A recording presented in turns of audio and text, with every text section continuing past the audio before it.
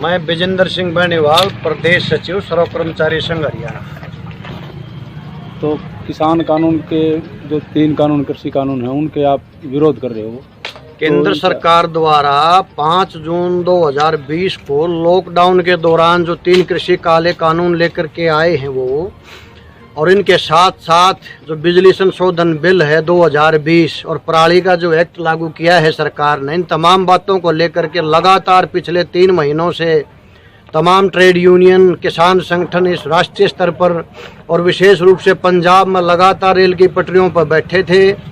और सरकार ने उस समय ध्यान इसलिए नहीं दिया कि ये छिटपुट आंदोलन है, इसको दबा लिया जाएगा। लेकिन जिस प्रकार से 25-26 नवंबर को राष्ट्रव्यापी हड़ताल के साथ साथ देश भर के किसान संगठनों ने यह निर्णय लिया कि अब हम केंद्र सरकार से दिल्ली में जाकर के बात करेंगे और आर पार की लड़ाई लड़ेंगे, तो ये बातें हम बताना चाहते हैं। आम जनता से भी अपील है कि आप इन कानूनों को समझें। जो सरकार लोगों को बहका रही है कि ये किसानों की आय दुगनी करेंगे, बिल्कुल सरकार झूठ बोल रही है।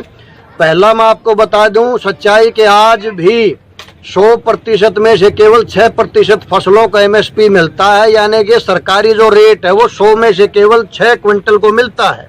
94% जो फसलें हैं, आप बिहार का हाल देख लीजिए।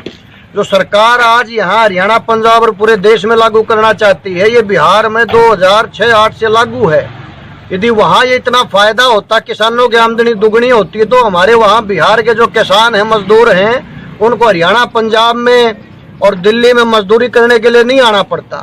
दूसरी बात, आवश्यक वस्तु सेवा अधिनियम, मैं बताना चाहता हूं कि आम जनता, वो चाहे दुकानदार है, व्यापारी है, वो चाहे कि कर्मचारी है, किसी भी प्रकार का जो देश की करोड़ों करोड़ जनसंख्या है, उसके ऊपर ये प्रभाव पड़ेगा। इसका क्या प्रभाव होगा मैं बताना चाहता हूं। सरकार ने जो हमारी अनाज हैं, गेहूं है, जौ है, सरसों है, दालें हैं, चना है और इसके अलावा प्याज और आलू, इस प्रकार की जो आवश्यक वस्तुएं हैं, उनको बिल्कुल खोल दिया है कि कोई भी व्यापारी कितना स्टॉक कर सकता है। 1955 में कालाबाजारी रोकने के लिए भारत सरकार ने यह एक्ट लाया था कि एक लिमिट होगी, एक सीमा होगी, उससे ज़्यादा कोई भी व्यापारी अपना किसी भी अनाज का, दाल का या खाद्य पदार्थ का स्टॉक नहीं कर सकता।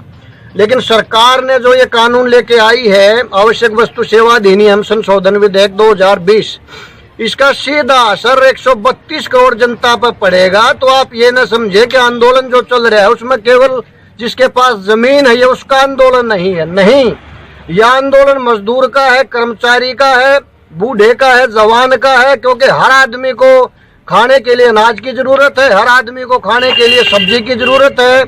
जब एक आदमी को ये छूट दे दी जाएगी, अडानी अंबानी को, कि वो कितना ही हजारों करोड़ों क्विंटल आलू स्टॉक कर लेगा, तो वो भाव उसकी मर्जी से तय होगा, सरकार का उस पर कोई नियंत्रण नहीं होगा।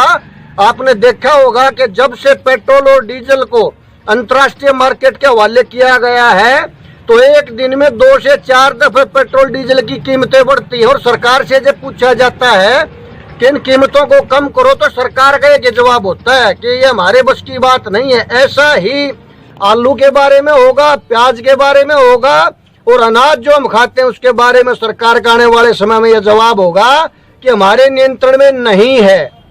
तीसरी बात, कॉन्ट्रैक्ट फार्मिंग का जो सरकार ने कानून बनाया है, ये बिल्कुल किसानों के खिलाफ है। और जो पूंजीपति हैं वो अपने हिसाब से कॉन्ट्रैक्ट करेंगे, उसमें कोई अपील, कोई दलील, किसान की कोई सुनवाई नहीं होगी। और इसमें ऐसा प्रावधान किया गया है कि कॉन्ट्रैक्ट में जो कॉन्ट्रैक्टर है, पूंजीपति जो आपके हजारों एकड़ जमीन का ठेका लेगा, वो किसी भी समय अपनी बात से नकार सकता है, पीछे हट सकता है। लेकिन किसान यदि पीछे हटेगा तो उसको सजा का, जुर्माने का प्रावधान किया गया है। तो इन 3 बातों को मोटे तौर पर समझने की जरूरत है।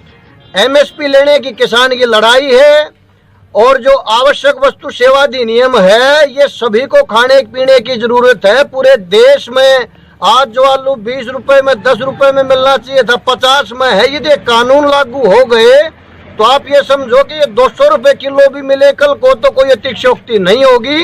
इन तमाम बातों को लेकर के दिल्ली में पिछले 12 दिन से जो किसानों का आंदोलन चल रहा है, इसमें सर्व कर्मचारी संघ हरियाणा, मजदूर, व्यापारी, छोटा दुकानदार, तमाम प्रकार का जो जनमानस है वो आंदोलन में साथ है किसानों के। सरकार से ये मांग कर रहे हैं कि अपनी हठ धर्मिता को